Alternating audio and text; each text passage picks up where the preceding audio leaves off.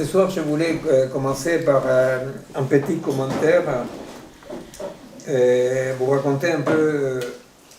C'est vrai que par rapport à la théorie de la situation, nous, on avait commencé cette année, on va continuer, non en essayant de développer la situation comme vraiment un socle ontologique, comme dire vraiment en quoi la situation, c'est ce qu'on a dit depuis le départ, c'est-à-dire que beaucoup de gens parlent de situation, mais c'est vrai que nous, on a voulu faire un effort pour dire, bon, mais vraiment, comment on peut concevoir ontologiquement une situation, c'est-à-dire qu'est-ce que c'est une situation, qu'est-ce que ça signifie agir en situation, etc.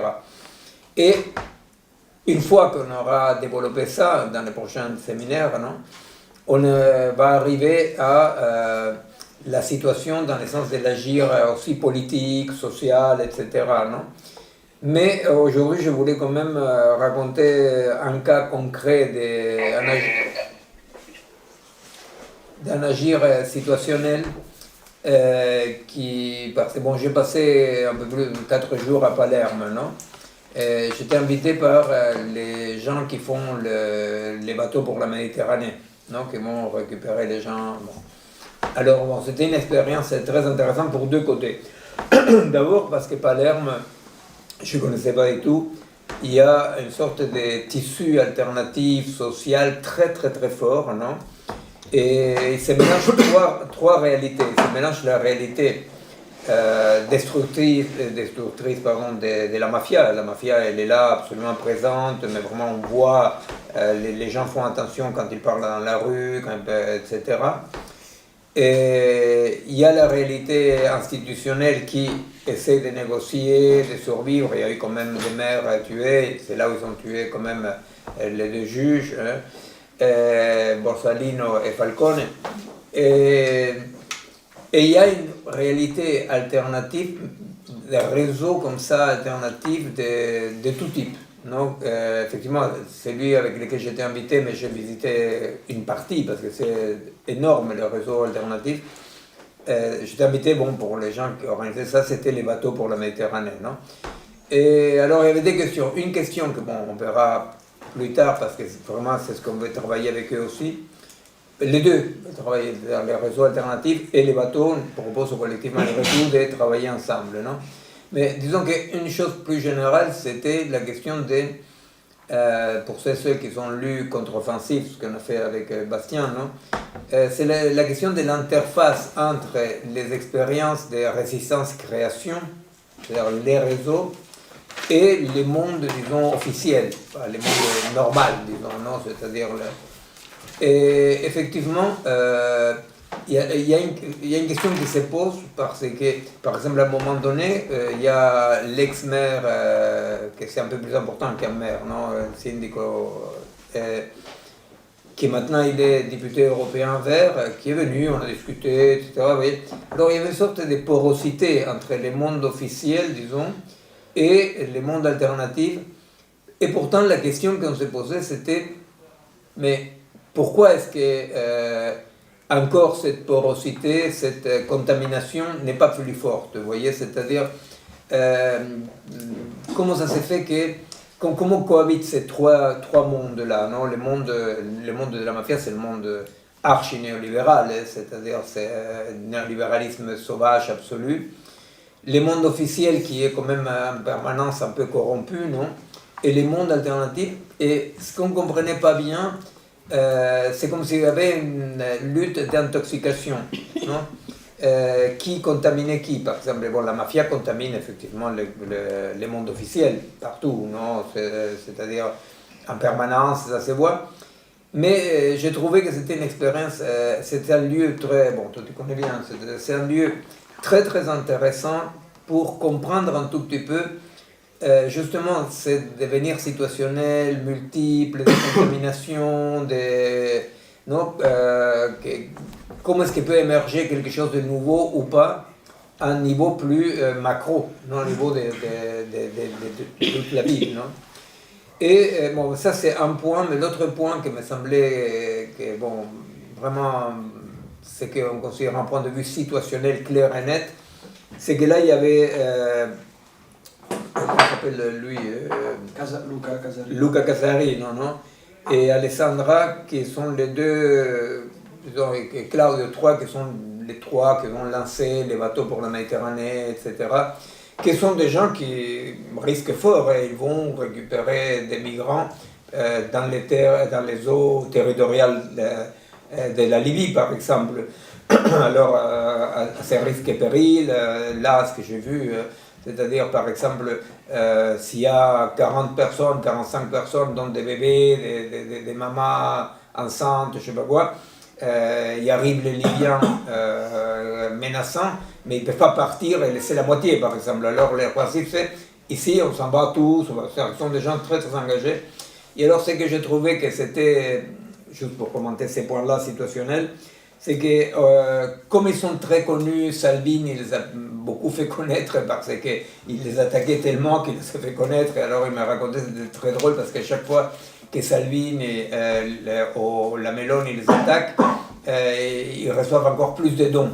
Non, alors parce que les gens ils disent ah ils sont là, ils sont bons. Et alors donc ils invitent à la télé, il y a des journalistes et ils les demandent oui mais vous par rapport à la politique migratoire de l'Europe et de l'Italie, qu'est-ce que vous en pensez, non? Alors ils disent ah bah alors là ils disent, vous me posez une colle, ils disent on n'a aucune idée, on ne pense rien. Bon, mais vous pensez que tous ceux qui doivent qui veulent venir doivent venir ah bah non là ils disent là pour moi non, on ne sait pas si tous ceux qui veulent venir doivent venir, on ne sait pas, on ne sait pas. Non, mais quand même, qu'est-ce que vous faites, vous, là? Ah ben nous, vous savez, on est au courant qu'il y a des gens qui se noient à la Méditerranée, et nous, on va avec notre bateau et on les récupère. Et après, bon, voilà, on fait forcing pour que nous les entrées en Italie. Et alors, moi, j'ai trouvé que c'était un très bon exemple, justement, à cette radicalité situationnelle dans laquelle on n'a pas besoin d'un programme, d'un projet, d'un parti, n'est-ce pas? C'est-à-dire dans lequel la symétrie, elle est claire et nette, n'est-ce pas? Et c'est effectivement d'une radicalité totale, c'est-à-dire que justement on est en dehors de toute la vieille querelle, réformisme, révolution, n'est-ce pas? C'est pas la question de faire ni petit ni grand, non? Ni réforme, ni révolution. C'est-à-dire c'est cette radicalité situationnelle que, en plus, eux-mêmes, dans ce qu'ils nous proposent de faire, bon, ça on verra autrefois, non? Mais c'est pas qu'ils disent, bon, on va faire que ça. Il y a cette idée de la mise en réseau des réseaux, mais toujours en gardant cette idée de que la radicalité, elle est situationnelle. C'est-à-dire que la radicalité n'est pas fondée ou justifiée par un programme, etc. Bon. Non, je voulais commenter ça parce qu'effectivement, c'était...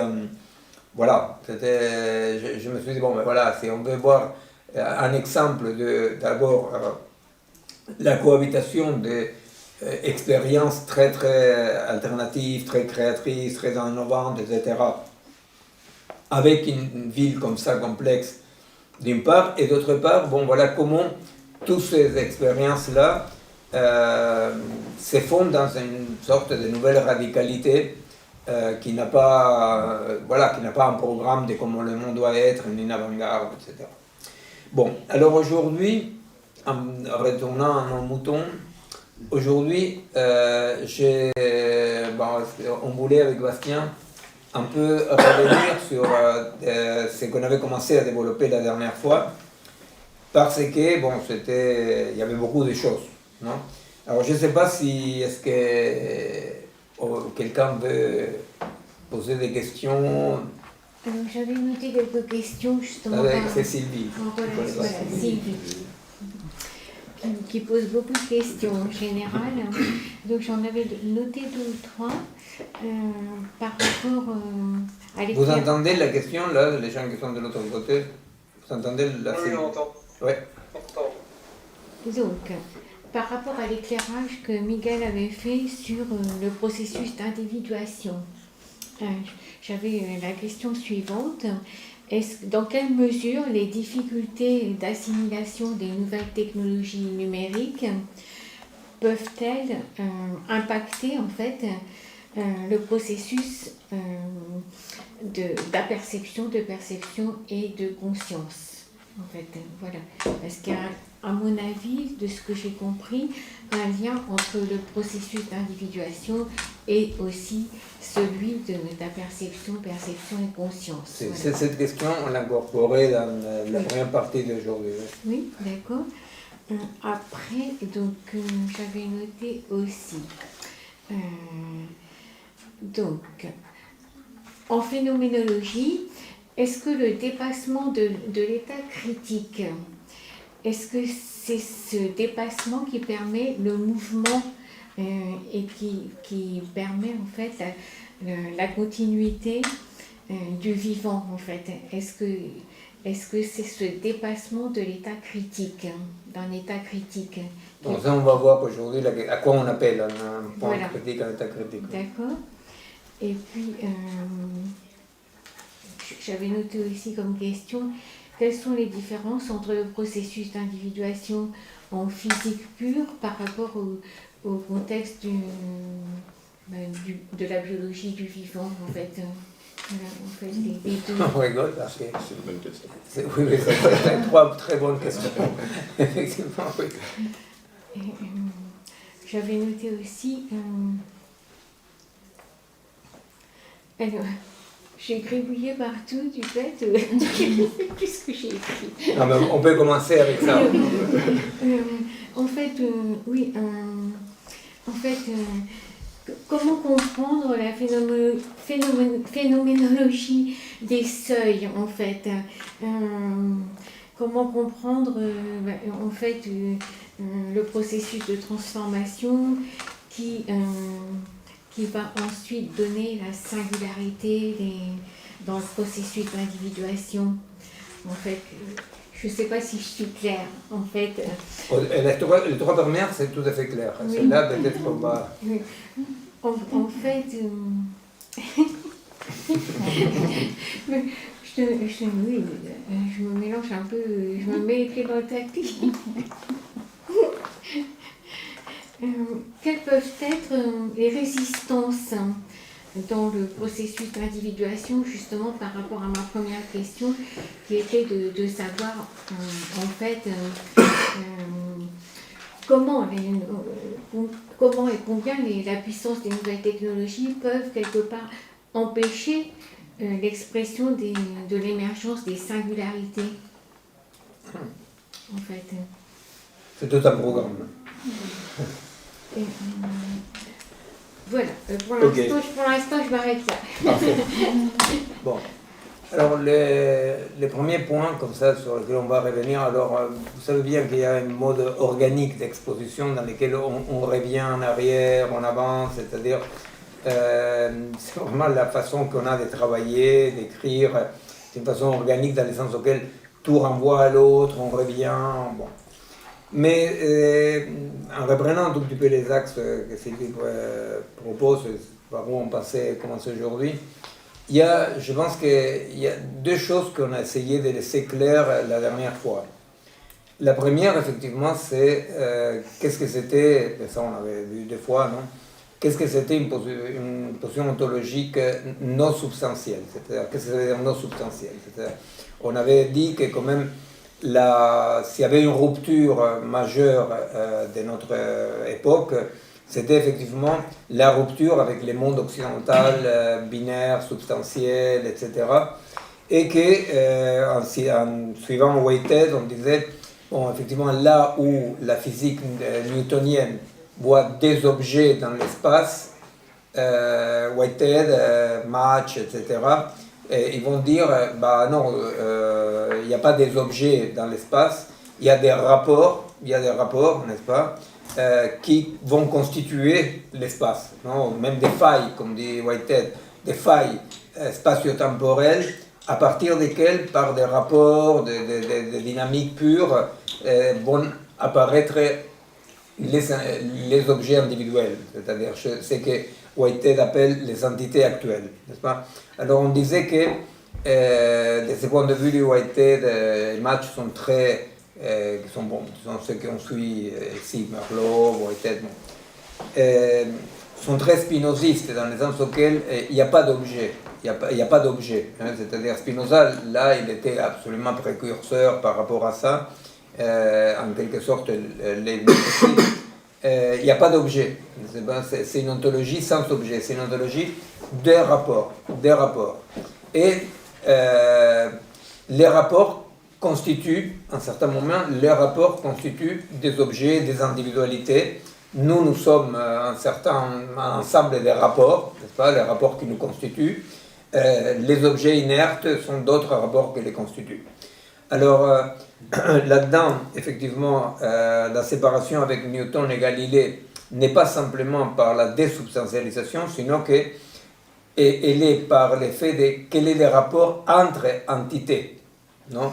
Que c'est un rapport entre une unité de rapport et une autre unité de rapport.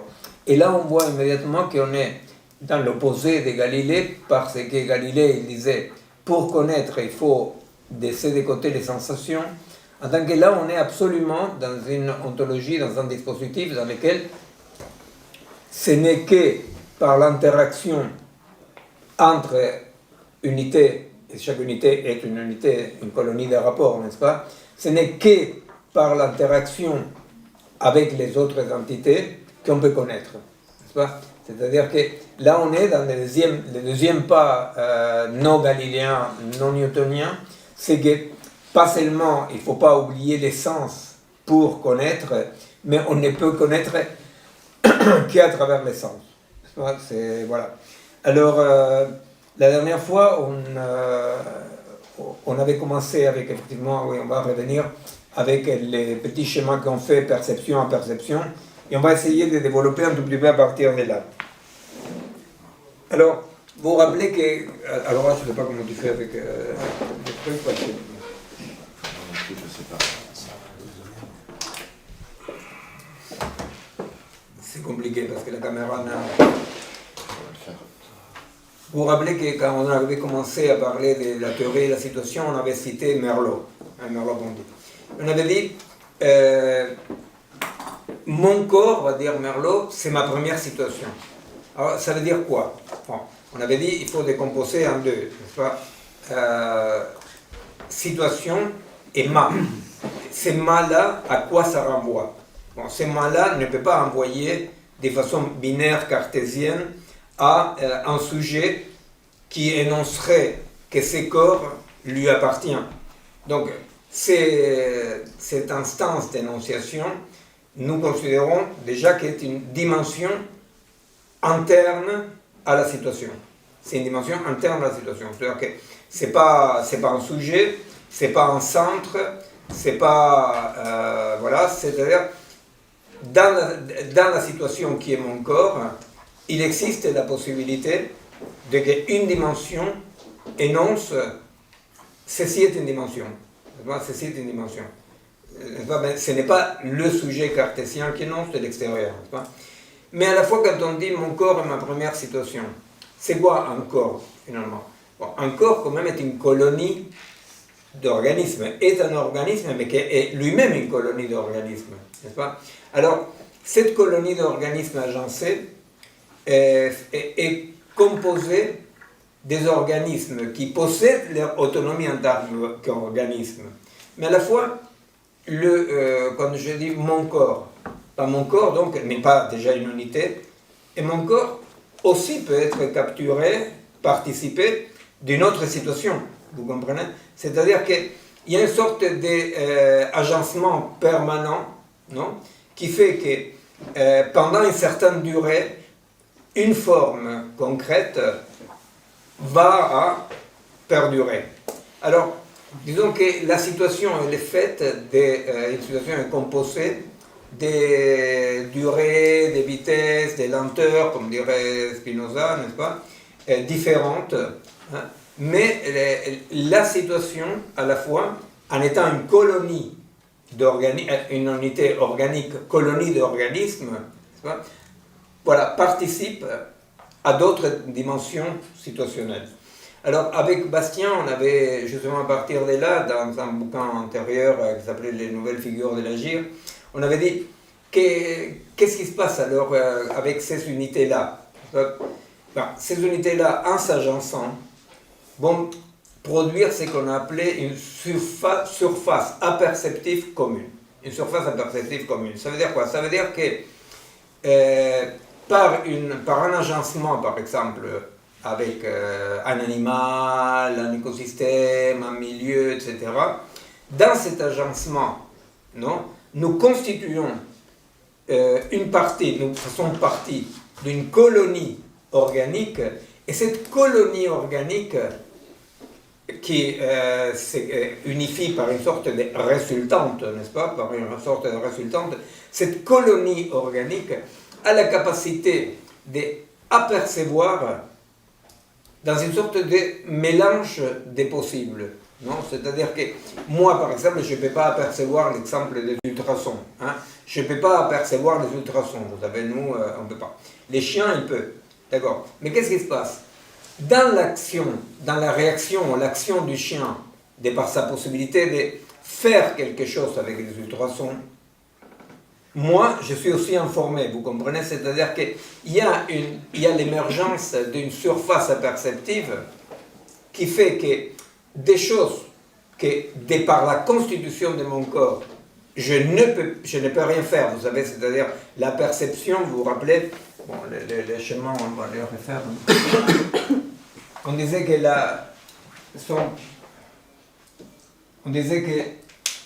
ici c'est le niveau perceptif, que pour Whitehead, c'est le niveau de la préhension, n'est-ce pas? Ici, c'est le niveau aperceptif, là, c'est le niveau conscient, et là, c'est le niveau conscient réflexif. Bon, pour les humains. Jusque-là, bon. Alors, quand on dit les chiens, ils peuvent faire quelque chose avec l'ultrason. Ça veut dire quoi? Ça veut dire que dans ces contenus résistants, hein, c'est-à-dire la virtualité, Deleuze, n'est-ce pas? Dans ces niveaux-là, dans ces niveaux-là, ce qui existe, tout ce qu'on peut dire qui existe, sont des densités différentes, des vitesses différentes, n'est-ce pas? Mais on est dans un niveau sans forme, pour dire comme ça. C'est-à-dire que à ce niveau-là, il n'y a pas de forme, il y a une pure dynamique. Il y a une pure dynamique. Ce que j'appelle les contenus résistantes, la virtualité, l'appel. Bon. Alors, avec ces sortes de magmas, c'est-à-dire Platon, dans les Timées, Platon va nommer ça, je crois, le réceptacle, non? Je crois l'appeler le réceptacle, bon, peu importe. C'est-à-dire que dans cette pure dynamique, des sans forme, non? Des pures énergies, pour dire comme ça, je sais pas. Ce n'est pas que dans cette dimension-là, il y ait quelque chose que nous pouvons nommer les ondes ultrasons. Bon, il n'y en a pas des ultrasons. Qu'est-ce qu'il y a? Il y a que l'organisme du chien, en capturant quelque chose de là, de cet extensor, de cette partie, de cette dynamique, avec une partie de ça, peut construire, lui, une image sonore que sont les ultrasons. Vous comprenez? C'est-à-dire que ce que l'organisme va produire, ce n'est pas sélectionné, comme dans un supermarché, sélectionné de ce qui existe dans les contenus résistants, de ce qui existe dans ce niveau de pure virtualité. Non? Ce que l'organisme va capturer, va appréhender, c'est un X avec lequel il va construire ça. Vous comprenez?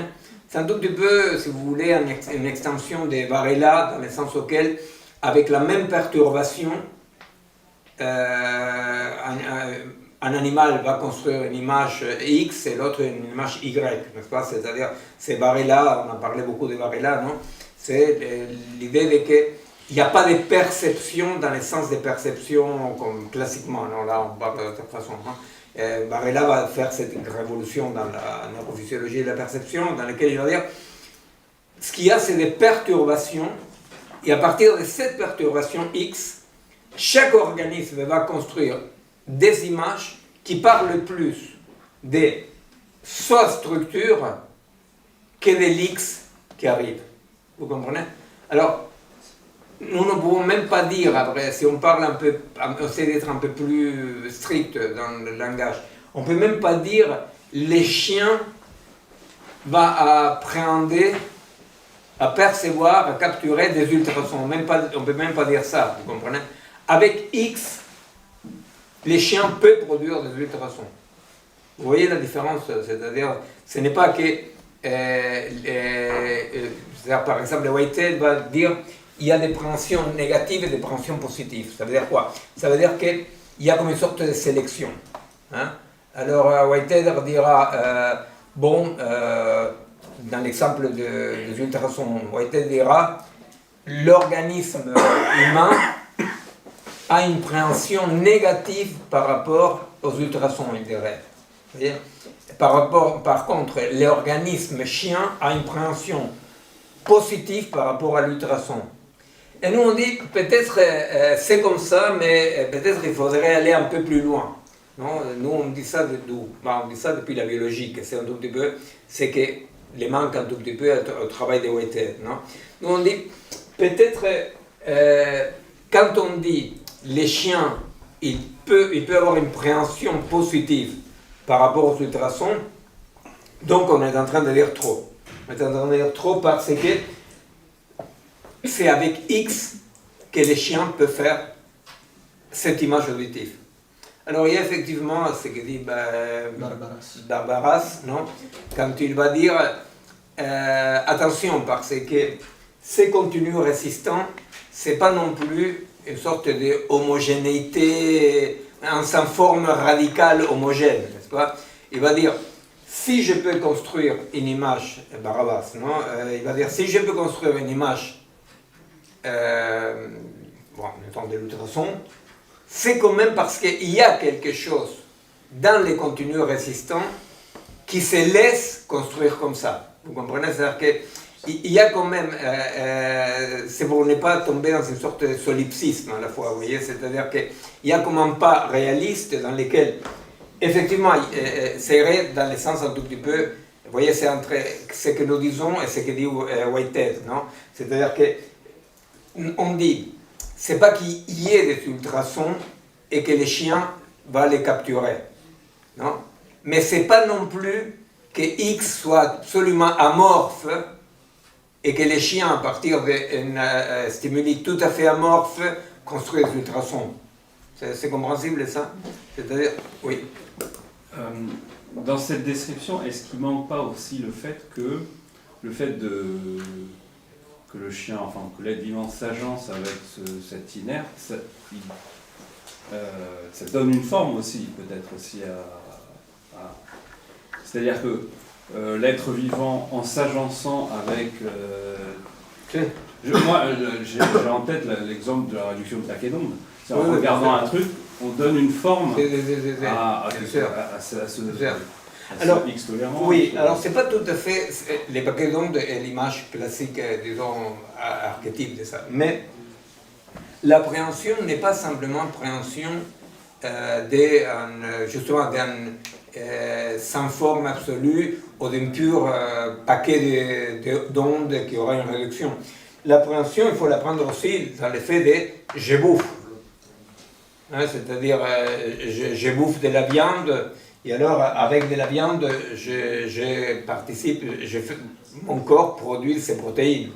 Tu vois, alors, l'appréhension n'est pas appréhension c'est vrai que la réduction du paquet d'ondes en physique quantique est l'image que Spinoza va avoir une sorte de clairvoyance, parce que Spinoza va dire, au fait, les parties composées, non, sont composées d'une infinité de petites parties, infiniment petites et sans forme. Bon. Et alors, ce que Spinoza va faire, c'est quand même incroyable, il va construire l'image de la réduction du paquet d'ondes dans la physique. C'est-à-dire, il va dire, comment se constituent les parties composées, va dire Spinoza. Il va dire, les parties composées, ils sont des formes, ils ont une antériorité, ils sont en grandeur, etc. Et il va dire, ils sont constitués d'une infinité de parties infiniment petites qui n'ont ni grandeur ni forme. C'est-à-dire qu'on se dit, mais il est en train de parler des ondes, de ce qui va donner, dans une réduction du paquet d'ondes, un électron, une particule. Non? Alors, Spinoza, il a effectivement, j'imagine que pour les contemporains, ça devrait être très difficile à comprendre. Et nous, qu'on est après la révolution quantique, on se dit, Spinoza, il avait eu l'intuition de comment, à partir d'un certain seuil, pardon, je parle espagnol, à partir d'un certain seuil, émerge une forme. N'est-ce pas? À partir d'un certain seuil, émerge une forme. Non? Mais bon, voilà, dans l'appréhension, pas tout est composition à partir d'infinitement petit, etc., ou de la pure énergie. Si tu prends un être vivant, un homme qui s'agence avec un autre homme, il le transforme. Si. Ça, non, ça on va aller à la... Si. Non, là c'est... Alors, c'est ce qu'on avait dit, c'est que le niveau de la perception ou de l'appréhension, en rapport avec la dimension virtuelle, comme dit Deleuze, la dimension de la virtualité, à niveau de la perception, devient une forme. Alors on disait, il devient une forme, et bon, c'est ce que Deleuze appelle l'actuel par rapport au virtuel, et l'actuel. C'est-à-dire que c'est le phénomène qu'on disait la dernière fois des concrescences. C'est-à-dire qu'à partir de cette interaction entre l'organisme et les contenus résistants, à partir de cette couche-là, ce soubassement-là, il y aura un phénomène de concrescence qui va faire émerger des formes. Mais par forme, il faut entendre pas seulement des formes, dans le sens d'une forme bidimensionnelle, c'est-à-dire une forme avec une consistance, encore. Et alors, ce qu'on disait la dernière fois, c'est qu'effectivement, il ne fallait pas confondre, je reviens un peu, on l'a vu la dernière fois, mais bon, vous me posez des questions si vous voulez, il faut, après je vais avancer un peu plus, mais si ce n'est pas clair, même les gens qui sont par Zoom, d'accord, je continue. Bien. Alors, on disait, ici, au niveau de la perception, qu'est-ce qui va émerger? Il va émerger une forme. Alors on disait, attention, parce que si on évoque Spinoza quand il va dire la substance, elle a deux attributs, non? La pensée et l'étendue. Alors on a tendance, et à juste titre, de mettre l'étendue du côté de la concrescence. C'est-à-dire, je capture, et avec ce que je capture, émerge une forme. Non? Mais alors, on disait la dernière fois, mais si les deux attributs sont l'étendue sur ces côtés-ci, et la pensée, alors ça veut dire comment que... Ça veut dire que les points d'arrêt, pour dire comme ça, ou ce qui va orienter, ce qui va structurer la concrescence, dépend de la pensée. Alors c'est un tout petit peu étonnant, on disait la dernière fois. On disait, alors ça veut dire par exemple, je ne sais pas, en parlant de façon un peu caricaturale, on dirait que, donc avant qu'il existe dans le monde de l'espèce humaine, avec une pensée articulée, la concrescence, l'individuation, ne connaît pas de points d'arrêt, par exemple, ou irait dans tous les sens. Alors on disait qu'il fallait quand même faire attention dans la lecture de Spinoza à comprendre que l'attribut pensée, il faut le comprendre comme l'attribut donation des formes. N'est-ce pas? L'attribut pensée est la donation des formes. Vous comprenez? Et la pensée articulée, c'est autre chose. La pensée articulée, c'est autre chose. Je vais vous donner l'exemple, vous vous rappelez, de Martin Pêcheur. Et je vais vous donner l'exemple de Martin Pêcheur en disant, les Martin Pêcheurs, ils composent ce rapport de telle façon que, avec les poissons qui est dans l'eau, il peut effectivement savoir où est les poissons, parce que par les formes, il fait les calculs de la réfraction de l'eau. En tant qu'ici, on fait un calcul. Alors, ces calculs qu'on fait ici a la caractéristique de pouvoir se tromper. Par contre, les martins-pêcheurs ne se trompent jamais. Vous voyez, les martins-pêcheurs, ils peuvent avoir un problème au cerveau, un problème au bec, tout ce que vous voulez, mais de toute façon, bon, je rentre de l'Italie, le français, l'espagnol. Quel que ce soit les problèmes qu'il y a les martins-pêcheurs, bah, ça sera toujours absolument adapté. Vous comprenez? De la même façon qu'on dit, par exemple, quand on regarde un mirage dans les desserts. Bah, un mirage, c'est pas une abstraction, c'est pas n'importe quoi. Un mirage, c'est exactement, d'un point de vue de la physique optique, ce que vous devez voir dans cet angle-là. Vous comprenez? C'est-à-dire que, donc, même si le martin-pêcheur a un problème dans son petit cerveau, et il n'arrive plus à pêcher, c'est pas parce qu'il s'est trompé, c'est parce que dans la transformation de son corps, hein, on ne sait jamais ce qu'un corps peut. Hein, alors, les martins-pêcheurs vont découvrir tout à coup, à travers une transformation de ce qu'il peut, il découvre qu'il ne peut pas. Vous comprenez? C'est-à-dire qu'ici, on est avec ce qu'un corps peut. Découvrir ce qu'un corps peut, ce qu'un corps ne peut pas. Ici, on est dans une sorte de rupture, une séparation. Alors je vais vous donner un petit exemple de ça pour revenir à, bon, donc ici à la virtualité, ici c'est l'actualisation, ici la conscience c'est pour les animaux qui peuvent construire des images conscientes et la conscience réflexive pour l'homme. On disait même la dernière fois qu'à niveau des plantes, aussi on trouvait les mêmes mécanismes jusque-là, n'est-ce pas? C'est-à-dire que la plante, aussi par rapport à ce qui va capturer, ce qui va appréhender, va construire quelque chose que nous, on appelle les images. Je ne sais pas comment ça se passe pour la plante, n'est-ce pas? Mais va construire des unités, du multiple, va faire un 1 par rapport auquel va agir. Vous comprenez? C'est-à-dire que la forme, c'est aussi l'unification d'une multiplicité pour un 1 qui a du sens pour l'être vivant qui est là, que ce soit une plante ou que ce soit un animal. Alors l'exemple que je voulais donner, dans des rapports du corps avec la pensée articulée, c'est un exemple, la pensée articulée, non, c'est comme on dirait la chaîne symbolique, non? Oui. J'ai une question. Pourquoi la forme elle apparaît là au 3e étage?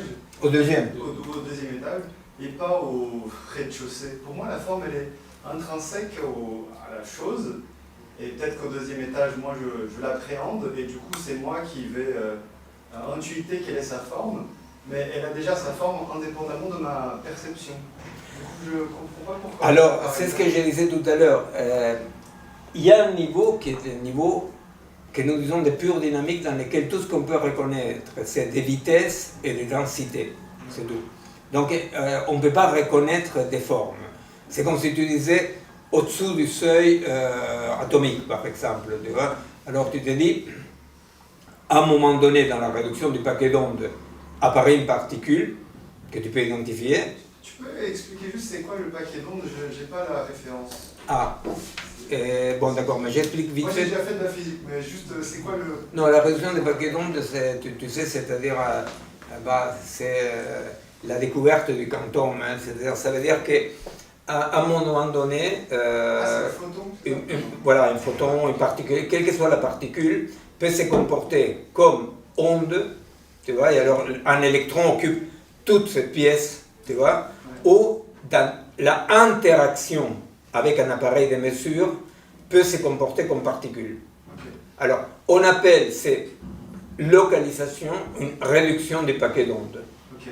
Tu vois? Okay. Alors, l'exemple qu'on donnait comme ça, que c'est l'exemple classique, tu vois, c'est, on dit, si tu vas pêcher, tu es newtonien, tu vas pêcher, si tu pêches, si tu sors un poisson et tu es newtonien, tu dis, le poisson était dans le temps.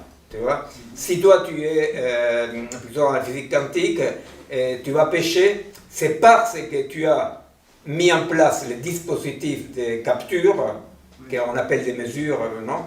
Qu'à un moment donné, probabilistiquement, en plus c'est pas prédictible, il y aura la réduction des paquets d'ondes, donc il y aura une particule.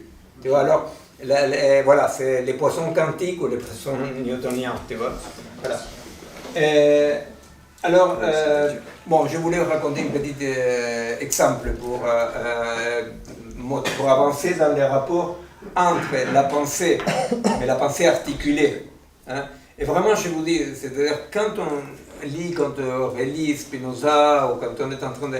Les rapports de la pensée avec l'étendue, moi je pense que c'est très très important, c'est une clé fondamentale de voir que la pensée qui est la pensée attribue dont parle Spinoza, ce n'est pas la pensée articulée.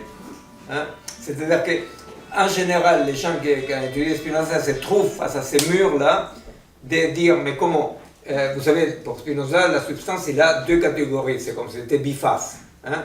Et la pensée et l'étendue, ils vont toujours ensemble. Et toute modification de l'étendue modifie la pensée, en permanence. C'est-à-dire que c'est les parallélismes de Spinoza. Et alors, qu'est-ce qui se passe? C'est-à-dire qu'avec une pensée un tout petit peu, avec un point de vue un peu classique, on se dit, mais comment la pensée? Vous voyez, la pensée articulée. On dit, la pensée articulée accompagne les mouvements de la matière, pour dire comme ça. Et c'est un peu compliqué, n'est-ce pas? C'est un peu compliqué parce qu'on se dit, bon, mais quel est le rapport entre la pensée et la matière, pour dire en façon un peu caricaturale? Et en fait, il n'y a pas de rapport, de parallèle entre cette pensée-là, la pensée, et les phénomènes concrécents de la matière. Vous comprenez? Il n'y en a pas. Même politiquement, souvent, c'était la question de dire quel est le rapport de la théorie par rapport à la pratique, n'est-ce pas? Et quand on sépare les rapports de la théorie par rapport à la pratique, ce qu'on laisse de côté, en produisant des idées abstraites, ce qu'on laisse de côté, c'est que la pensée qui est parallèle à la pratique, au processus, ce sont les formes des processus. Vous voyez? C'est-à-dire que même ce qui arrive en clinique, dans la clinique psy, c'est-à-dire dans la clinique psy, souvent, plutôt que d'essayer de comprendre quels sont les processus dans lesquels quelqu'un fonctionne, dans lesquels quelqu'un existe, on adhère au récit, n'est-ce pas? Et à vrai dire, c'est que pour comprendre un processus, ce qu'il faut effectivement, c'est essayer de voir les formes dynamiques que ces processus-là produisent. Mais qu'il n'y a aucune raison pour que ces formes dynamiques coïncident avec la pensée articulée. Alors pour voir cette différence entre forme dynamique et pensée articulée, l'exemple qu'on avait donné plusieurs fois, c'est-à-dire quand on voulait, on avait besoin d'expliquer que la pensée, les différentes catégories, etc., n'étaient pas produits du cerveau humain. Alors on a besoin de dire les pensées, les constructions ne sont pas produits du cerveau humain. Alors on donnait comme exemple, un exemple anthropologique, on disait, regardez par exemple, tous les peuples de montagne jouent la flûte. Pourquoi ils jouent la flûte? Parce qu'il y a des cannes, des végétaux très très durs, que comme il y a un vent très fort qui souffle, non, il y a une sorte de son qui est un son de la montagne, qui est un son, vous voyez, c'est un son qui est une sorte de son de flûte. Hein. Alors il arrive l'Indien et il prend une flûte, il fait 2 trous et il donne un niveau de plus, vous comprenez? C'est-à-dire qu'il interprète, il modifie lui un peu le son qui est déjà là. Bon, là on est au niveau des processus, vous comprenez? C'est-à-dire émerge des formes. La forme de la pré-flûte, pour dire comme ça, c'est-à-dire le son de la montagne, du vent dans la montagne, les cannes, je ne sais pas quoi, c'est déjà une forme. C'est déjà une forme absolue, parce que par exemple, que ce soit pour l'Indien Koya, comme pour les condors, comme pour les animaux qui sont par là et les lamas, comment va se former ces sons, les formes qu'il va prendre ces sons, est plein d'indications, plein d'informations, vous comprenez, sont des stimuli avec lesquels il peut faire quelque chose. Voilà. Donc là, on est à niveau des processus. Voilà.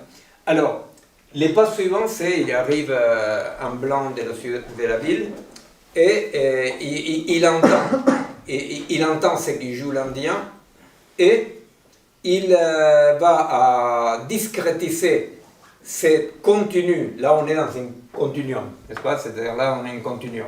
Là, il n'y a pas, c'est pas saucissonné. Il y a des hauts, des bas, des vitesses, des lenteurs.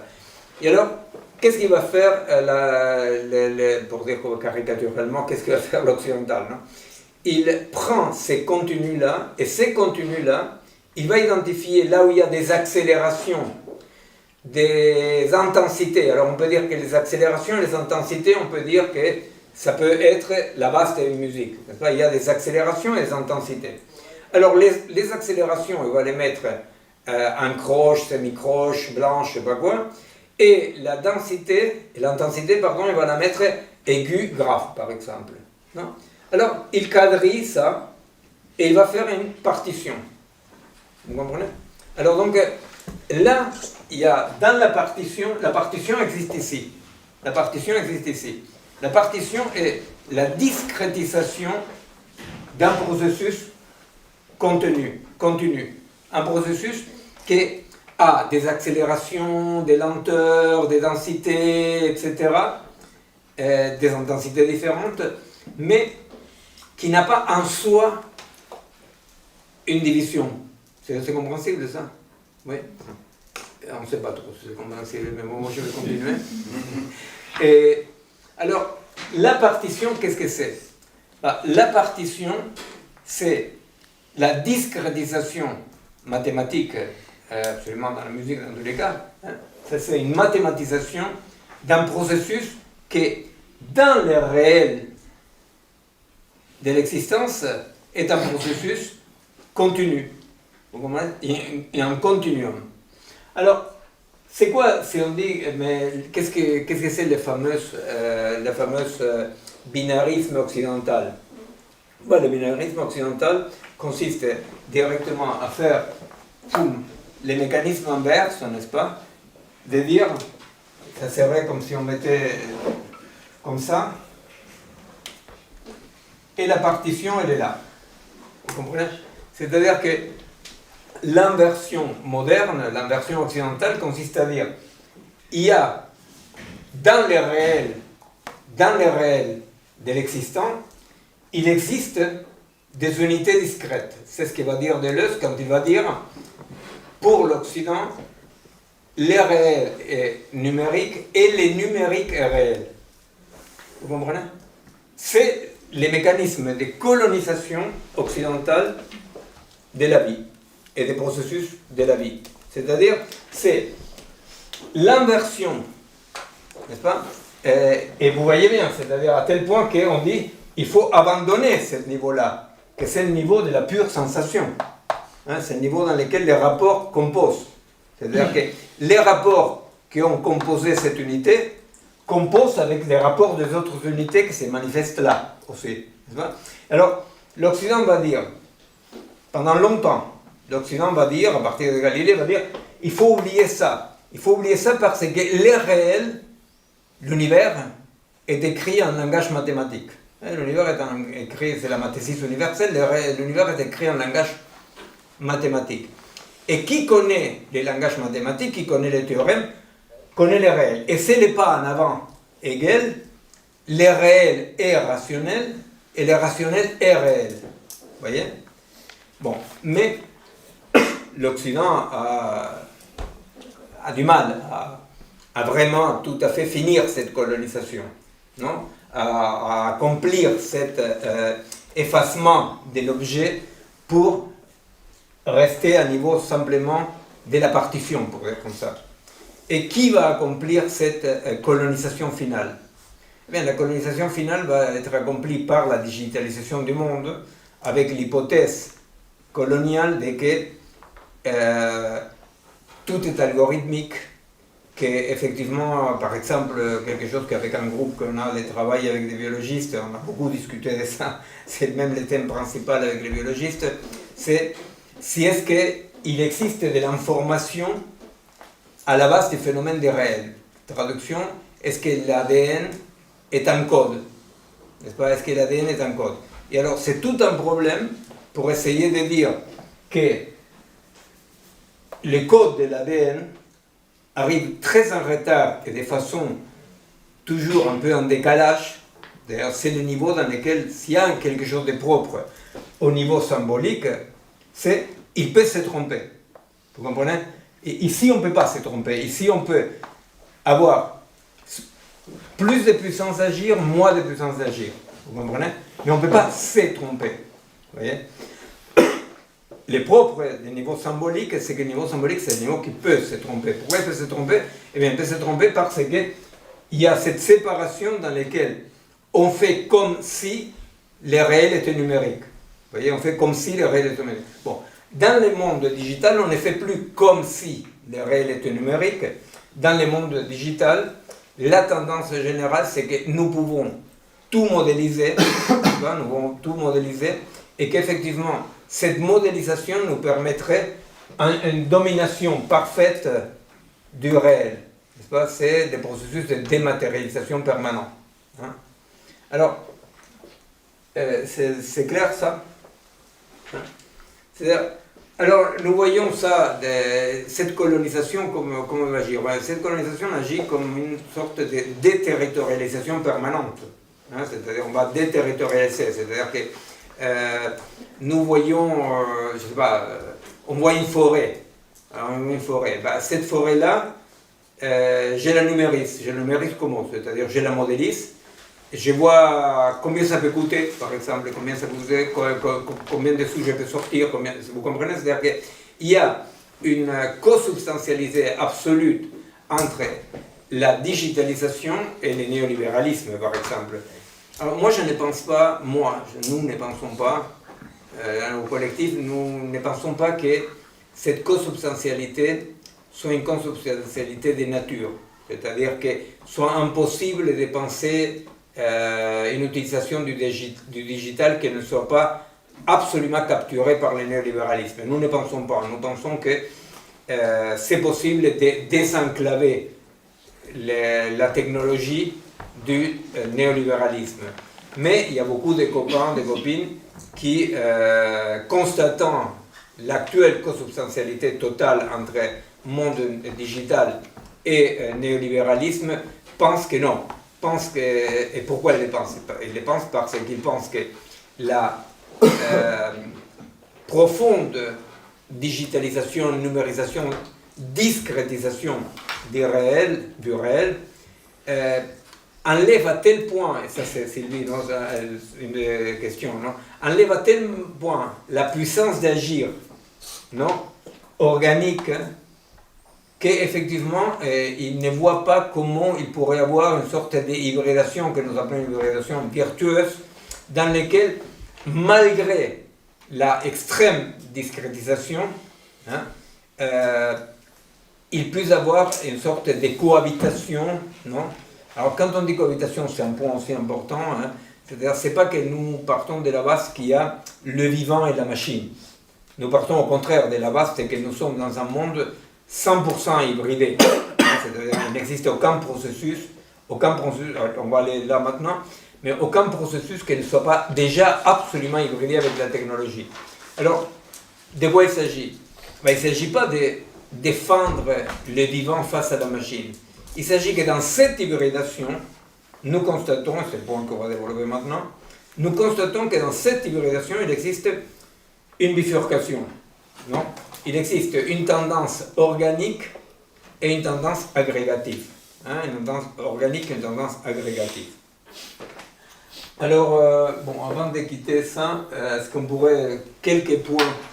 Non, peut-être, je sais pas si c'est une question en fait. Vas-y. On est d'accord que c'est au niveau de la perception qu'il y a production de l'image inactive. De la perception. De la perception. Oui. Que c'est à ce niveau également qu'on voit apparaître un soi et un non-soi. Oui. Mais dès lors qu'effectivement, si tu donnais l'exemple des plantes et qui vont effectivement être capables de donner sens aux perturbations de leur environnement, oui, sans pour autant disposer d'un système nerveux. Oui. Donc est-ce que ça veut dire qu'on peut produire, il y a une production pour la production d'un soi et d'un non-soi, on n'a pas forcément besoin d'image inactive. De produire des images inactives. Mais elle produit des images inactives. Non, sans système nerveux alors. C'est pas une image oui, au sens alors c'est pour ça que Stefano Mancuso, non, Quand je l'ai connu, provoquant, il fait de voilà, Stéphane Mancuso, les jours que je l'ai connu dans un congrès, il avait un truc, neurophysiologie des plantes. Tu vois, alors on a rigolé, et au fait, là je rigole beaucoup moins, parce qu'effectivement, c'est ce que va montrer Mancuso. Il va montrer que les plantes, sans posséder les organes qu'il faut pour produire des images, remplissent quand même les fonctions que ces organes-là remplissent. La vue, l'œil, l'oreille, pardon, Alors, au fait, nous on dit il y a des images, il y a production des images, dans le sens de que il y a production d'un sens, tu vois, c'est-à-dire qu'il y a que ce qui arrive du milieu produit un sens pour la plante, tu comprends? C'est-à-dire que, donc, on garde l'idée de Mancuso qui est quand même très. C'est ça qui me perturbe, parce que du coup, on situerait plutôt au niveau des couplages. Des couplages, de même qu'une amie produit des couplages, a des couplages possibles avec son environnement et d'autres couplages impossibles.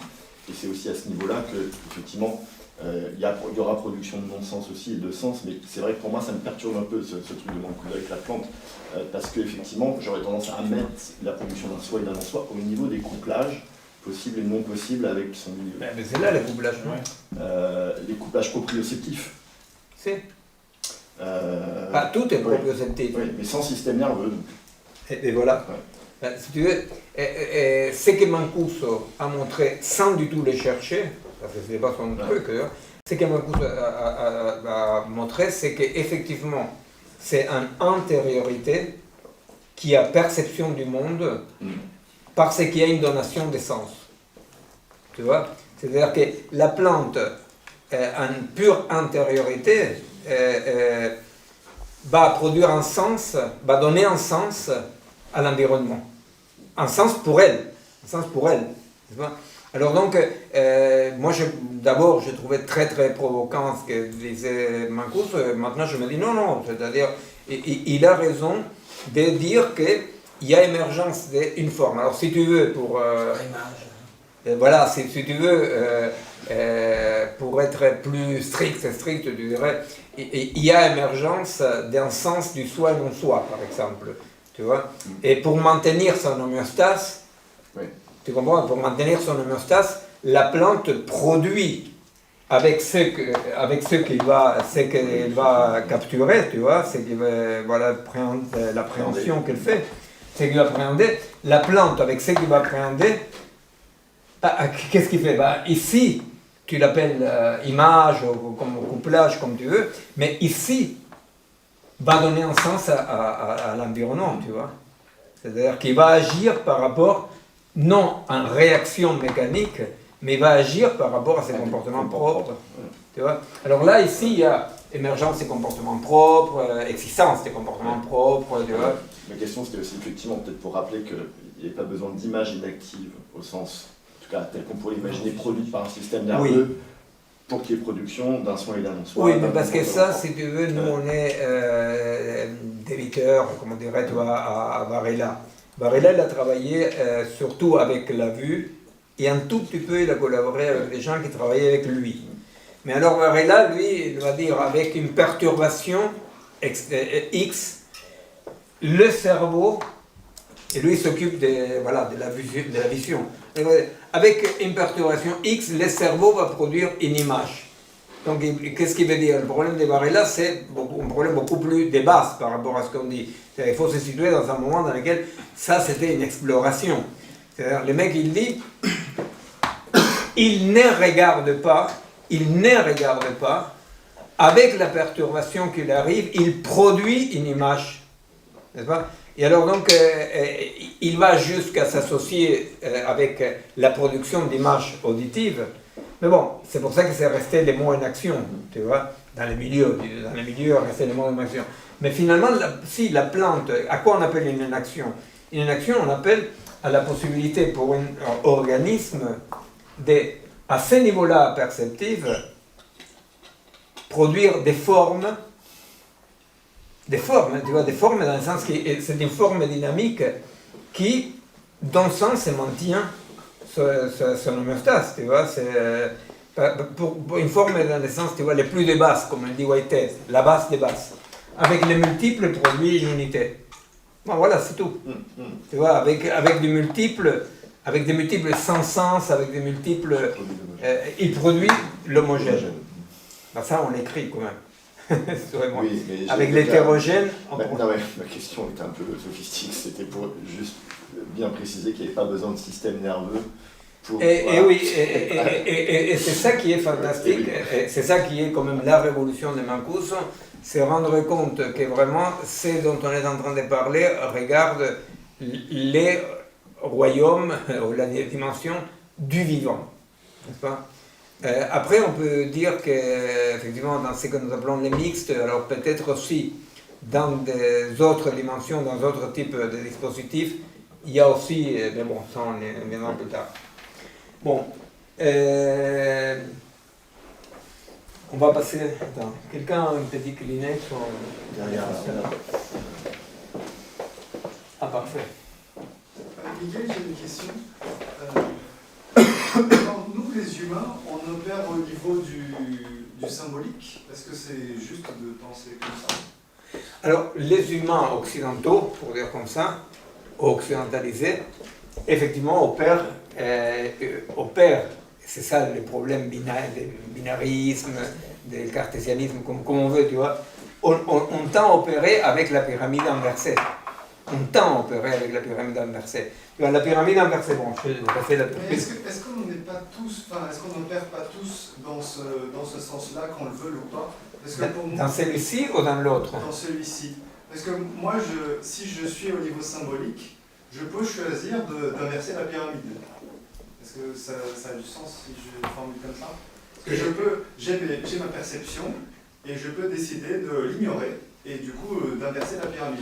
Du coup, j'ai ce choix-là de percevoir le monde. Tu vois, inverser la pyramide, c'est ni plus ni moins que l'axiome que va mettre, le principe qui va mettre Galilée quand il va dire pour connaître, tu vois, lui va, tu vois, bon, là, tu vois, il va dire pour connaître le monde, je dois oublier l'essence, tu vois, il déclare la pyramide inversée. Tu vois, il déclare la pyramide inversée. Alors, la pyramide inversée, c'est un tout petit peu ce qu'on évoquait souvent comme mode de colonisation technologique et productive, tu vois, qui est la montre. Tu vois, quand tout à coup, je regarde l'heure pour savoir s'il est midi. Tu vois, je regarde l'heure pour savoir qu'il est midi, c'est une sacrée perte de puissance pour les paysans, tu comprends, c'est-à-dire que c'est pour ça qu'on met colonisation aussi du côté, tu vois, politique de la colonisation, décolonisation, parce que quand les paysans doivent regarder la montre pour voir s'il est midi, tu vois, là, ce qu'il est en train de faire, c'est discipliner au temps de la montre, tu vois. C'était un long travail jamais fini. C'est maintenant qu'on risque de le finir, tu vois. Mais c'est un long travail jamais fini de colonisation de contenu, de la durée, par la montre. Tu vois, par exemple, il y a plein de récits qui racontent que, ne serait-ce qu'ici en Europe, les paysans ne dormaient pas. Comme 8-8-8, tu vois, c'est-à-dire il allait se coucher vers ce qui serait pour nous 2-3 heures du matin, se réveiller, et c'est drôle parce que ce sont des récits qui sont tous non-binaires, non? Parce qu'ils sont endormis, ils sont à moitié réveillés, dans ces semi-sommeils, ils sont visités par exemple par des ancêtres, où ils ont certaines missions, ils comprennent des choses. Après, ils dorment un peu plus, tu vois, c'est-à-dire que même les cycles biologiques, les fameuses horloges, les horloges biologiques, tu vois, on était disciplinés par la montre, tu vois, on était disciplinés. En inventant, par exemple, tu vois, aujourd'hui, nous, en psychiatrie, en psychothérapie, on parle des nouvelles pathologies dues à patatim patatin.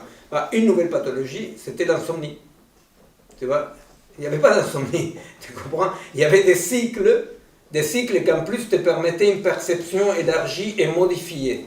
Tu vois, une perception élargie et modifiée. Parce que il y a toute une ritualisation disciplinaire du quotidien. non? Ritualiser, c'est-à-dire chaque culture décide, par exemple, comment on utilise l'espace, comment on s'approche à l'autre, vous voyez. Vous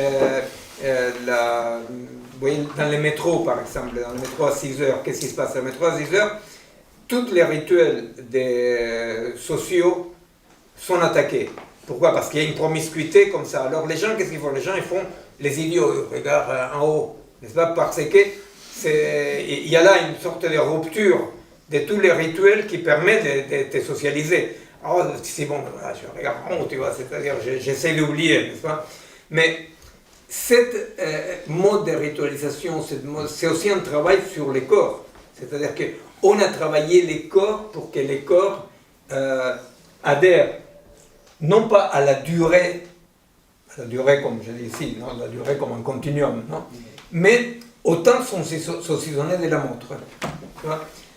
C'est même, on travaillait avec Bastien justement là-dessus, en donnant des exemples. Comme vous voyez, c'est-à-dire que ici on est l'actualisation, ça c'est aussi quelque chose qu'il faut voir après la différence avec Whitehead, mais peu importe, non. L'actuel pour Deleuze, c'est effectivement quand il arrive une forme. Hein? Là c'est le virtuel et l'actuel c'est une actualisation. Il y en a qui disent que l'actualisation, d'une façon un tout petit peu que pour nous ça serait un peu platonicienne, il va dire que la concrécence arrive à un point où l'actuel s'actualise. Pour nous, non, pour nous l'actualisation est permanente. Alors l'exemple qu'il va donner Whitehead justement, et qui est un exemple non biologique, il va donner un exemple, il va dire l'enfant il naît comme s'il naissait ici, n'est-ce pas? Et petit à petit, il va prendre forme jusqu'à s'accomplir. Mais à vrai dire, d'un point de vue biologique, l'accomplissement, il est permanent, n'est-ce pas, dès que l'ovule est fécondé. Donc, nous sortons, parce que ça pose Whitehead un tout petit peu une peau de banane, non, sur laquelle il glisse parfois, qui est de dire la concrécence qu'on est un moment d'arriver. Mais alors, on dit, mais comment on n'est pas dans un devenir. Bon, nous, d'un point de vue plus biologique, on va dire non. La concrécence est une continuation dynamique d'actualisation. C'est toujours actuel, toujours actuel. Alors, dans cette concrécence, dans cette continuum, comment on fait pour que tout à coup, dans notre quotidien, comment on fait pour être colonisé par les temps occidental, capitaliste, n'est-ce pas, capitaliste à la sens pourquoi capitaliste? Parce que ce qu'il va dire Marx, et le premier écrit de Marx, c'est travail, salarié et capital. Dans lequel, qu'est-ce qu'il va dire? Il va dire, l'ouvrier ne vend pas son travail, il vend quoi? Sa force de travail. Sa force de travail, c'est tant d'heures que tu vends. La vie, tu vends la vie. Bon, c'est pour ça que là, c'est pas que la colonisation était que quelqu'un a une idée, c'est quand même un développement d'une société, d'un mode d'exploitation, de production. Bon. Mais alors la question c'est, à vrai dire, nous en tant que corps, on s'adapte très très facilement, c'est-à-dire qu'on se décolonise très très facilement. Il suffit d'être un peu distrait et on se décolonise. Ça veut dire quoi? On existe et on expérimente la durée. N'est-ce pas, cette actualisation permanente. Ça veut dire quoi exister dans la durée? Exister dans la durée, ça veut dire justement qu'il n'y a aucun point d'arrivée. N'est-ce pas? C'est-à-dire qu'en permanence, il y a une complétude en permanence. Vous vous rappelez qu'on avait évoqué l'année dernière, un peu on avait rappelé cette année aussi, comment l'Occident, à travers l'humanisme, non, va à établir la théorie coloniale parfaite et violente de que on est tous humains, mais les Indiens, les femmes et les Noirs sont des humains à l'humanité non accomplie. N'est-ce pas? Donc c'est cette idée, vous comprenez, c'est cette idée de que platonicienne, il y a une complétude à arriver. Bon, c'est qu'on citait avec Bastien dans des bouquins et dans les séminaires, on opposait à ça les estar siendo, ¿no? El estar siendo de l'Indien, ¿no? O de l'Africain, que el estar siendo, c'est quoi? El estar siendo, c'est cette actualisation dans laquelle, à chaque moment, elle est complète. Vous comprenez? Alors, juste une minute, non? Mais comment ça s'est fait comment ça se fait que nous sommes arrivés à être disciplinés par une abstraction tellement absurde finalement, qui va te dire qu'il est midi à Marseille quand il est midi à Strasbourg, par exemple. Comment est-ce que nous avons arrivé à discipliner notre corps, notre cerveau, n'est-ce pas, comme pour... Et par contre, ce qu'on voit, c'est que cette colonisation, elle a du mal. Elle a du mal. Par exemple, nous, on est ici. On est en train de parler, etc. Bah, à vrai dire, si nous arrivons à être vraiment là, donc on est là, on est intéressé, on essaie d'expliquer, de comprendre, bah, à ces moments-là, pop, sans se rendre compte, on est dans la durée. On est dans un processus. C'est-à-dire, on est dans un processus, on n'est pas dans les temps de la montre. Vous voyez, c'est ce qui arrive quand on écoute la musique. Hein, c'est-à-dire, quand on écoute la musique, il faut être vraiment très dissocié pour entendre une note après note. Quand on écoute la musique, on se rend compte que le présent est une construction permanente dans la durée. Hein, c'est-à-dire, on expérimente, bon, je vous ai raconté aussi, c'est ce qu'on appelle la fenêtre temporelle à niveau neurophysiologique, comment le présent est une construction beaucoup plus épaisse, etc. Bon, très bien. Alors, comment on fait pour réduire systématiquement le temps, la durée au temps de la montre? Bon, d'abord, l'association quand même coupable avec le capitalisme est tout à fait claire dans les temps et de l'argent. Hein, c'est-à-dire, c'est évident que là, de quelque côté qu'on les prenne, cette colonisation est une colonisation qui n'est pas arrivée de façon innocente nulle part. N'est-ce pas? Et alors, par exemple, quand on dit à nos jeunes, ne perds pas ton temps, n'est-ce pas? Alors, si nous sommes au niveau de la durée, tu ne peux pas perdre ton temps. Tu peux habiter la durée d'une façon ou d'une autre. Non? Et tu n'es pas dans une incomplétude où tu pourrais perdre le temps.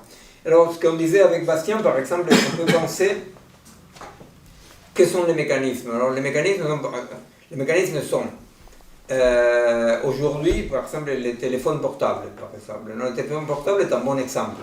Non? Le téléphone portable permet d'évoquer en permanence un ailleurs. Vous comprenez? L'insatisfaction d'être ici. L'idée d'un ailleurs. Vous comprenez? C'est-à-dire qu'il y a un tas de mécanismes que la technologie aide beaucoup, non? Pour faire que, bien que nous soyons en permanence dans la durée, à vrai dire, nous sommes dans la durée, nos corps sont dans la durée, dès qu'on arrive, malgré ça, à contester cette durée, de quelle façon? En évoquant un ailleurs, un après, un avant.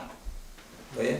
Et c'est bon, le fameux Bolero que je vous avais dit, là, qui est très drôle, qui dit « Reloj de temps du camino », non? C'est le mec qui, finalement, il est avec la fille qu'il aimait au lit, et c'est la nuit. Alors le mec, il dit à la montre, arrête-toi la montre, fais que cette nuit soit éternelle, non? Et alors, simplement, ce qui se passe, c'est que lui, il existe dans une durée. Et la seule façon que cette durée s'arrête, c'est qu'il désirait tellement, c'est par exemple qu'ils meurent tous les deux là. Vous comprenez? C'est-à-dire que, et même si lui, il désire la fille et s'ils sont en train de passer une nuit bombe, c'est justement parce qu'ils sont dans la durée. Vous comprenez? C'est-à-dire qu'ils sont dans la durée. S'ils étaient... Alors, non, mais c'est un exemple à la con, mais c'est quand même malheureusement comment nous vivons colonisés dans notre tête. Hein, c'est-à-dire en train de dire, j'ai perdu la matinée. Ça n'existait pas, perdre la matinée. Vous comprenez? Ou je perds trop de temps. Vous voyez? Par contre, on voit bien comment on est capturé par les temps des machines dans un temps qui, alors là, oui, il devient un temps sériel, discardisé. Oui, la question c'était par rapport à tout à l'heure, et donc... mais il n'y a pas de tout à l'heure, on est dans... dans le présent du passé. Non mais du coup, dans la pyramide, il n'y a pas juste un mouvement au fur et à mesure que vous avez dit pour le bébé, où on augmente au fur et à mesure. Dans la pyramide, et qu'il n'y a pas de complétude. Par contre, est-ce qu'avec l'existence, ce qui se passe, c'est que la racine de la pyramide s'élargit, c'est-à-dire qu'on gagne en conscience, on est de plus en plus conscient du réel et capable de préhension envers ce réel. Et par contre, la réflexion à partir de ce qu'on a du réel elle s'élargit aussi avec le temps, mais elle n'a pas de limite.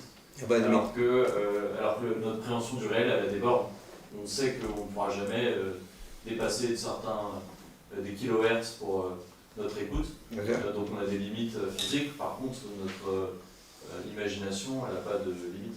Bien sûr, tout à fait. D'abord, effectivement, si tu veux, une vie, disons une vie heureuse, comme dirait Spinoza, une vie heureuse est une vie dans laquelle plus tu peux être affecté par les mondes, non, plus tu as une puissance à agir.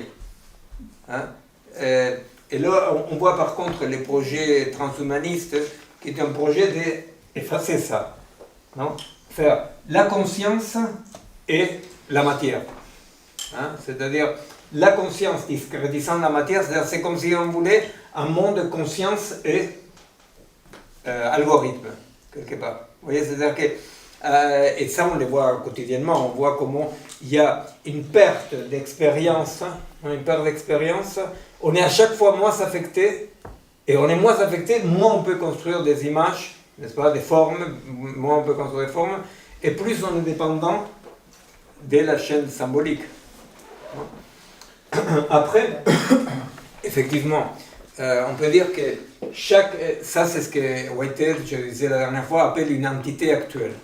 Une entité actuelle, il va dire, c'est une faille dans le continuum spatio-temporel. Lui, il utilise cette image, pour dire comme ça, pour dire cette sorte de magma ou cette base de sans forme, il va dire l'espace, la dimension spatio-temporelle.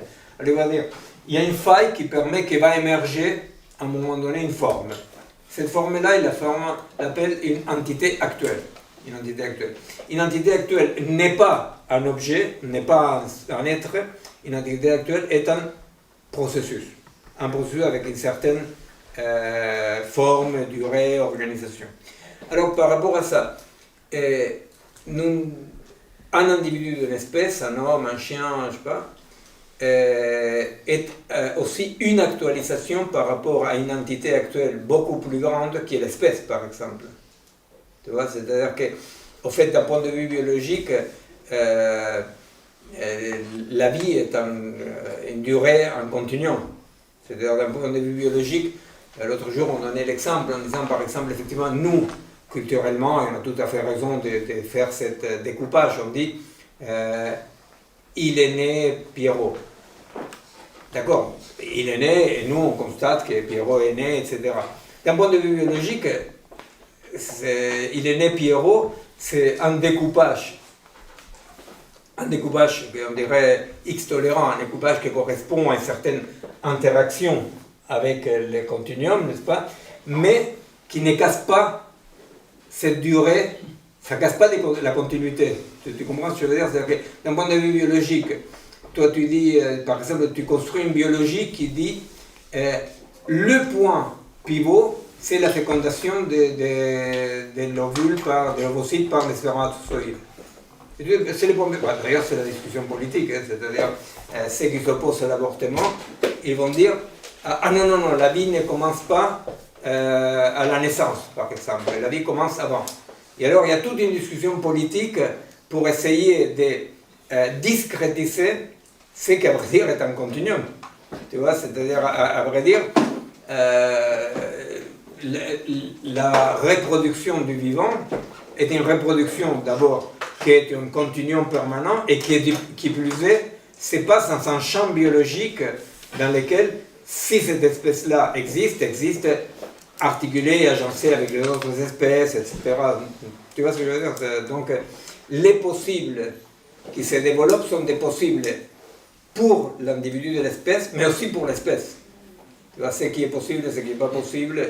D'ailleurs, un exemple concret, cette relation avec naissance, mort, donc discrétisation de cette continuité est moins forte justement dans des ontologies ou des cultures paramodernes, par exemple dans certains pays de l'Afrique de l'Ouest, où très très souvent, ça dépend bien sûr si tu es né dans la grande ville, donc beaucoup plus occidentalisé, etc. ou pas, on ne sait pas, et ce n'est pas du tout un élément central, quel âge a ta mère ou ton père, quand le moment précis où tu es né. Toi-même, le moment précis où tenez, etc. C'est pas juste une question de il n'y a pas les moyens pour, pas du tout. C'est justement aussi cette relation en continuité non discrétisée. Oui, et là on voit un petit peu l'effort colonial comme ça, qui considèrent, ils parlent, ils disent, je sais pas, une population en Afrique ou en Amérique du Sud, je sais pas quoi, ils disent, mais il n'y a pas de registre civil. Il ne sait pas quand il est né. Non? Mais pour l'occidental, c'est immédiatement un signe de non-civilisé, de barbarie, n'est-ce pas? Or, effectivement, comme tu dis, Théo, qu'il n'est pas un registre civil qui dit exactement quand tu es né, pour nous c'est l'heure que tu es né, etc. Il ne dit pas exactement quand tu es né parce que, effectivement, correspond profondément, loin de représenter une sorte d'arriération, barbarie, je sais pas quoi, représente une imprégnation très forte de la culture qui se fonde sur un continuum et non pas sur une segmentation dans laquelle toi tu es né et à partir de là, toi tu existes comme individu. C'est-à-dire que c'est la culture occidentale qui, en identifiant la société à une série d'individus, considère comme très barbare, n'est pas compté avec cette segmentation. Et pareil par rapport à la mort. Par rapport à la mort, l'idée de dire l'Occident a transformé ça dans des questions un peu comme ça, il y a une vie après la mort, il n'y a pas une vie après la mort. Dans les autres cultures, effectivement, les rapports avec la mort de l'individu est beaucoup moins tranchant. C'est-à-dire qu'effectivement, ce qui reste de la personne, de ce qu'a vécu la personne, reste dans un ensemble que, justement, à Spinoza, il y a toute la deuxième partie, la dernière partie de l'éthique, qui est une partie très compliquée, parce qu'elle est très contestée, qui va dire, mais qu'est-ce qui reste de l'individu, de la personne, après la mort? Et alors, les gens se prennent la tête parce qu'ils disent, mais attends, il dit que la pensée et l'étendue sont absolument consubstantielles. Et que, effectivement, la pensée est une idée du corps. N'est-ce pas? C'est une idée du corps. L'âme est une idée du corps. Une idée du corps. Et alors, une fois qu'il n'y a plus de corps, cette âme. Et vraiment, si vous lisez la dernière partie de Spinoza, vous voyez cette difficulté à décoller l'individu individuel de la vie. N'est-ce pas? Alors il dit, bon, mais qu'est-ce qui reste? N'est-ce pas? Qu'est-ce qui reste? Pour une culture non binaire, non occidentale, effectivement, l'effet de que quand celui-là est né ou quand celui-là est mort, quand même, les continuums ne se coupent pas comme ça, est une évidence. Vous comprenez? Sinon, bon, lisez la dernière partie, c'est une partie très très controversée, parce que Spinoza, il a l'intuition de que la mort ne peut pas être tout. Vous voyez? Il dit, mais comment si l'âme peut connaître des objets éternels, n'est-ce pas? Si l'âme peut connaître, si toute forme singulière est à la fois éternelle, éternelle ça veut dire hors du temps, ça veut dire ni long ni bas. Alors là, Spinoza, là il dit, bon mais effectivement, si l'âme a connu des formes éternelles, ces formes éternelles ne peuvent pas disparaître. Alors l'âme ne disparaît pas, et c'est toute une discussion de Spinoza, dans laquelle on voit, quand même à l'époque de Spinoza, une discussion entre, mais est-ce qu'il y a une vie que je peux considérer comme une vie individuelle, ou est-ce que la vie appartient à un continuum? N'est-ce pas? Est-ce que la vie appartient à un continuum? Et effectivement, c'est l'idée de que la vie est une forme, chaque vie individuelle est une forme, une réactualisation de la longue durée d'une espèce, et l'espèce dans un champ biologique, n'est-ce pas? Et nous voyons bien comme nous avons du mal. Immédiatement, on tombe dans une vision religieuse, un tout petit peu frelatée, il y a une vie ou pas, vous voyez, c'est-à-dire après,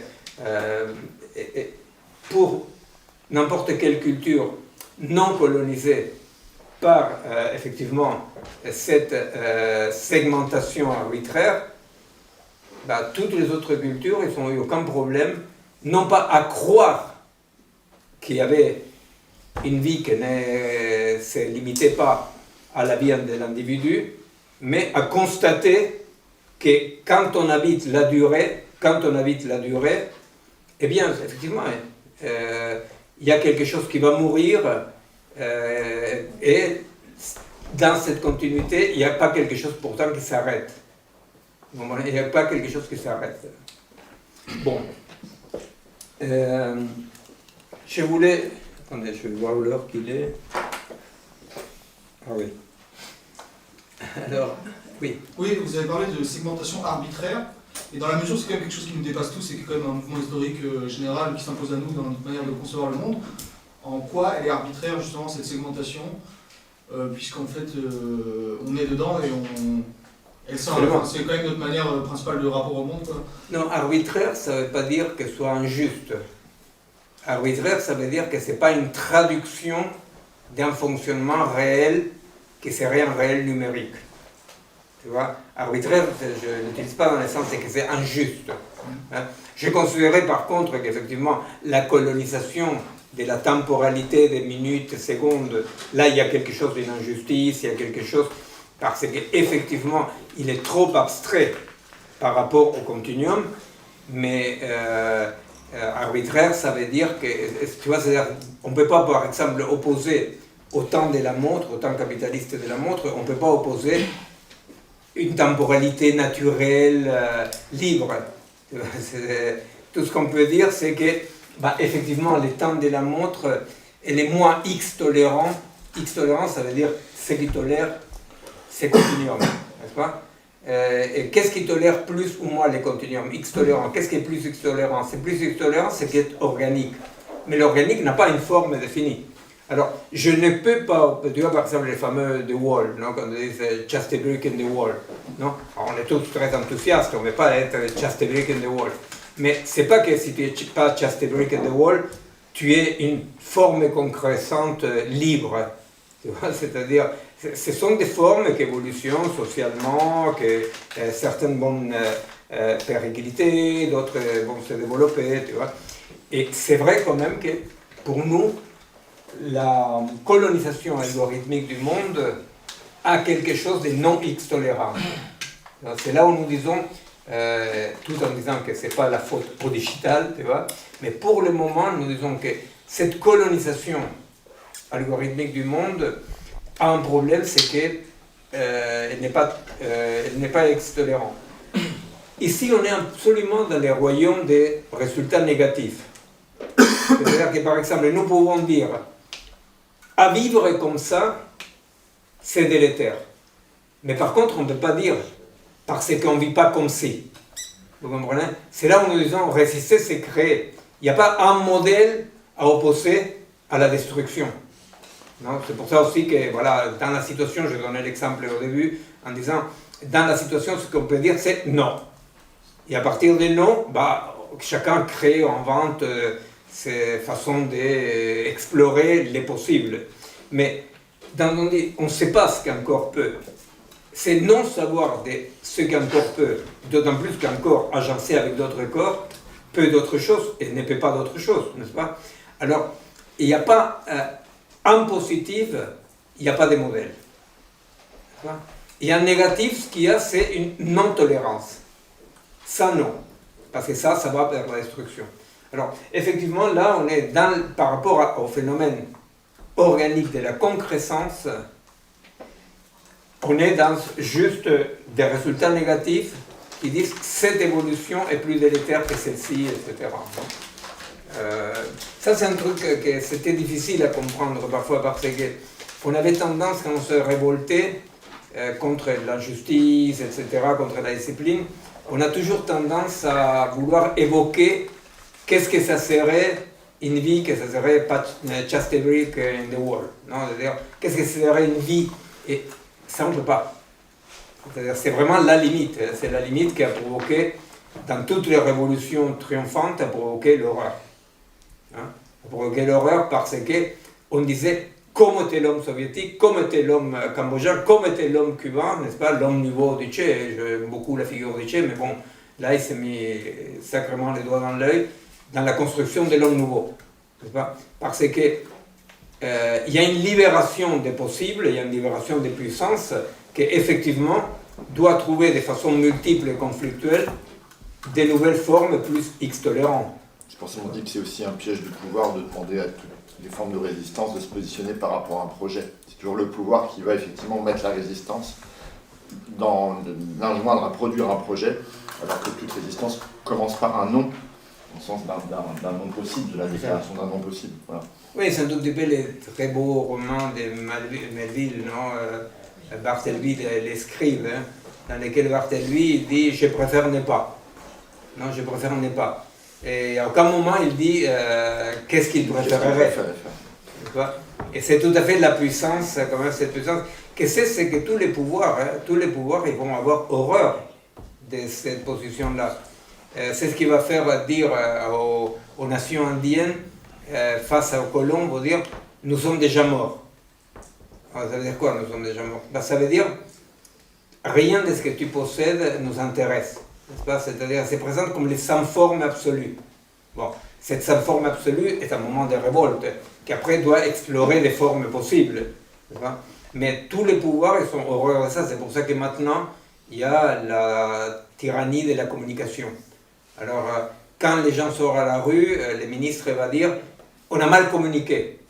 Vous comprenez? C'est-à-dire parce que si on avait bien communiqué, ils auraient compris qu'il faut aller par là. Voyez? Et l'autre dit non, c'est pas qu'on a mal communiqué, c'est que j'ai dit non. Et alors, le deuxième, d'abord ils disent on a mal communiqué, après ils disent ah, vous dites non. Bon, très bien, on est démocratique. Alors dites-nous à quoi vous dites oui, en invalidant les noms de Barthélemy, les noms radicaux. Et le problème, c'est que justement, les mouvements contestataires, les mouvements révolutionnaires, les mouvements de révolte, doivent pouvoir tenir dans la puissance du non, en explorant quelques oui, mais en sachant que les oui sont toujours exploratoires. Vous comprenez? Il n'y a pas d'émergence de la vérité, vous comprenez? Mais ça, c'est toute une discussion dans les mouvements contestataires. Hein, c'est toute une discussion parce que chacun, avec son programme, sait de quel côté la vie s'exprime. Notre position est la position de dire que la révolte est dans les non et dans l'exploration des possibles. Non? Voilà.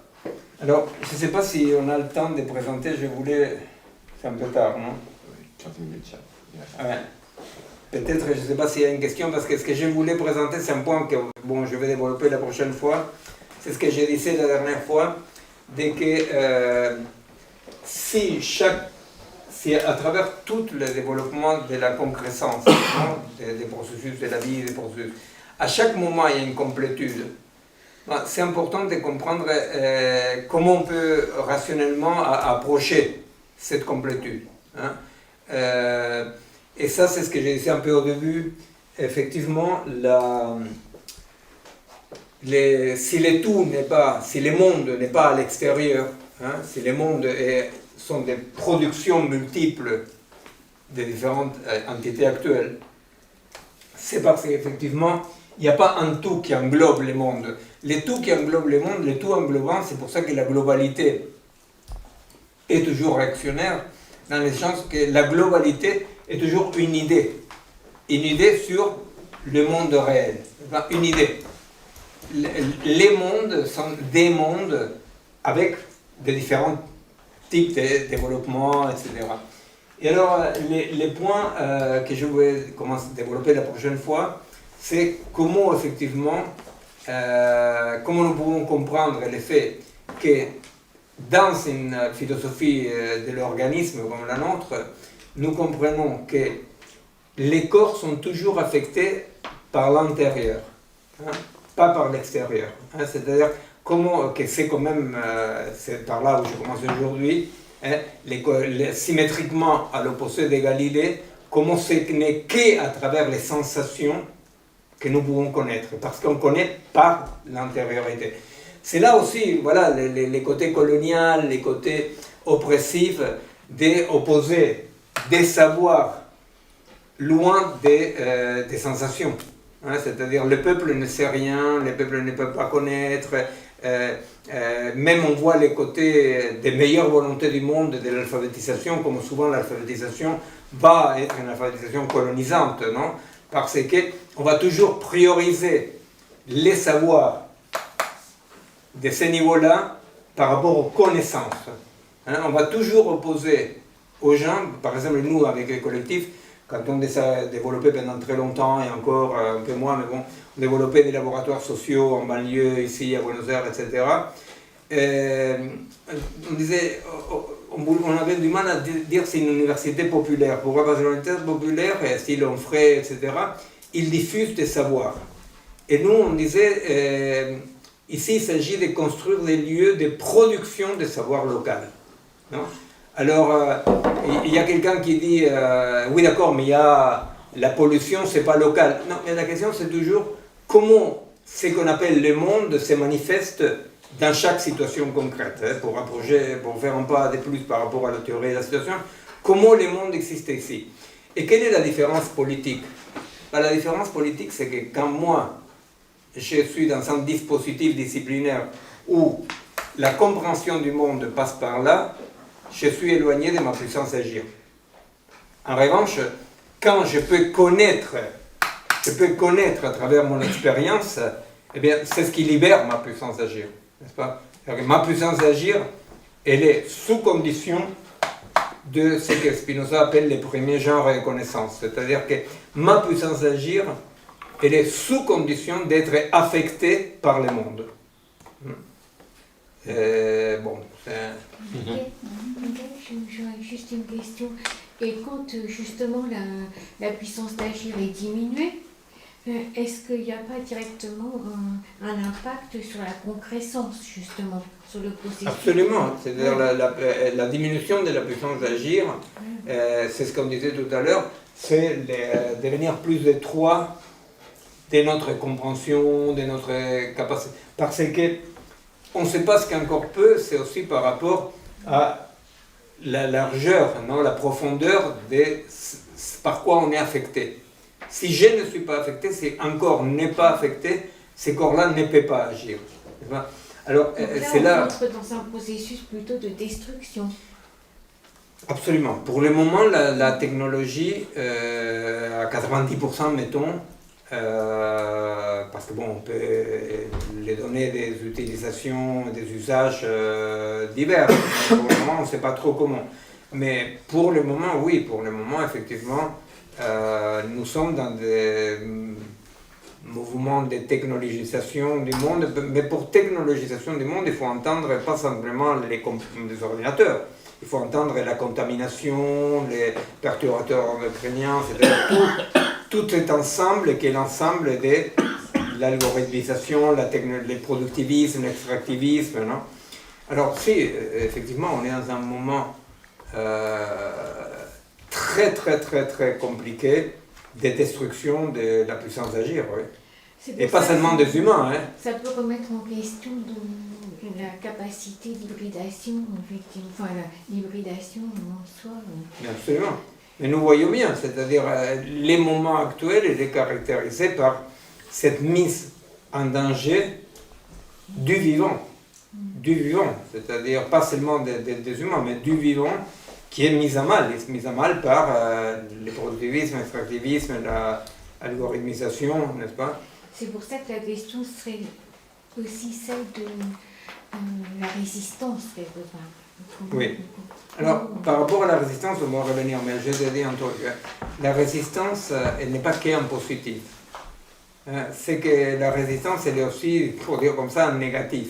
C'est-à-dire, la résistance à un devenir n'est pas toujours donnée par la possibilité fantastique et héroïque d'un devenir alternatif. La résistance, pour le moment, la principale résistance à cette devenir utilitaire radical du monde, dans lequel l'engrenage du pouvoir n'arrive pas à se freiner. Une copine du collectif qui est à Mendoza, à la frontière avec le Chili, ces semaines-ci, ils viennent de voter à Mendoza une loi pour utilisation à des fins extractivistes des glacières. Alors, première conséquence, à quelques mois, rareté d'eau potable à Mendoza. Alors tu te dis, mais comment? Mais les mecs qui sont dans l'engrenage des pouvoirs, ils ne boivent pas de l'eau. C'est ça, comprendre un engrenage. Un engrenage ne dépend pas de la volonté de ceux qui en profitent et qui le défendent. Les humains qui sont au pouvoir sont des segments du pouvoir. C'est-à-dire, tu ne peux pas te dire, non, mais pense, c'est-à-dire, ils sont capturés absolument par le pouvoir. Alors, pour le moment, malheureusement, ceux qui résistent au projet productiviste, extractiviste, etc., ben, c'est les cancers. Tu vois, en première ligne de résistance, c'est les cancers. Pourquoi? Parce que et pas seulement les cancers pour les humains et pour les bêtes, mais toutes les maladies des plantes, des arbres, des forêts. C'est-à-dire que pour le moment, tu vois, c'est pas très gai, mais pour le moment, si tu veux dire qu'est-ce qui ne va pas dans ce devenir néolibéral et radical du monde? Ben, la vie, tu vois. C'est comme ce qu'ils disaient les mecs là du bateau, que quand ils les demandent, oui, mais qu'est-ce que tu fais? Eh ben, les mecs c'est noir, je défends la vie. Bon, c'est que aujourd'hui, vous voyez, c'est qu'aujourd'hui ça s'accommode mal. Ce n'est pas un secteur social, ce n'est pas une classe sociale, c'est la vie, l'ensemble. Et effectivement, la résistance, c'est qu'on peut dire quelle forme prend la lutte des classes. Ben, s'il y a une pertinence, c'est partir de la lutte des classes en disant que la lutte des classes est la lutte contre ceux qui sont ces engrenages, que ces engrenages sont des engrenages avec des armées, avec des banques, avec de la technologie. Et la lutte des classes prend la forme de ce contenu que Marx lui donnait aussi. Il donnait un contenu universel à la lutte des classes. Il va dire, c'est l'ensemble de l'humanité, il ne dit pas les vivants, qui est intéressé à cette lutte-là. Bon, aujourd'hui, nous pouvons absolument utiliser la même structure de formule, de dire, bah, aujourd'hui, si on veut parler des luttes des classes, c'est tout à fait pertinent, c'est de dire, non, il n'y a pas ici une unité bisounours, non, dans laquelle il y a la technologie, il y a la vie, non, ici il y a des engrenages de destruction de la vie auxquels on doit essayer d'opposer des résistances pratiques et concrètes. Bon, que nous pensons que ne peuvent être pensés et agis que situationnellement, c'est ce qu'on va continuer à avancer, parce que ce n'est que depuis une pensée situationnelle que nous pouvons... Excuse-moi, j'ai eu du mal à suivre ton schéma, mais quand même, la ligne que tu fais là, le S là-haut, au-dessus de... Ah, c'est là, c'est le symbolique. L'impression que c'est la lutte de classe, hein.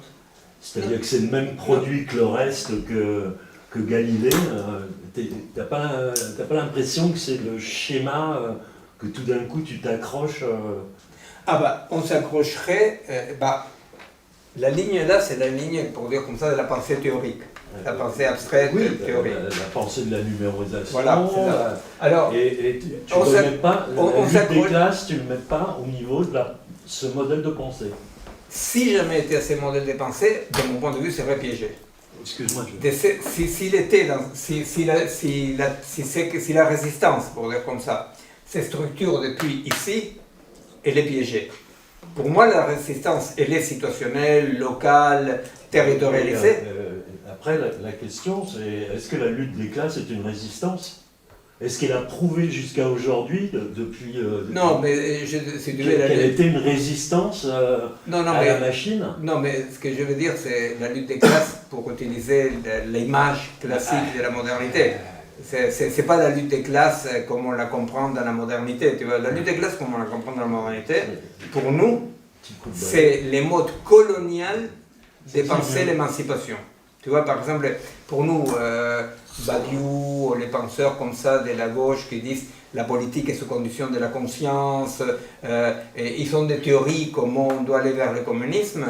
Pour nous, ça sont les formes, avec la meilleure bonne intention du monde, non? Tant qu'ils ne font pas la révolution, parce qu'après ça devient plus compliqué. Mais pour nous, c'est les formes coloniales de penser l'émancipation, mais qui restent surtout coloniales. Tu vois? Alors pour nous, c'est un échec absolu.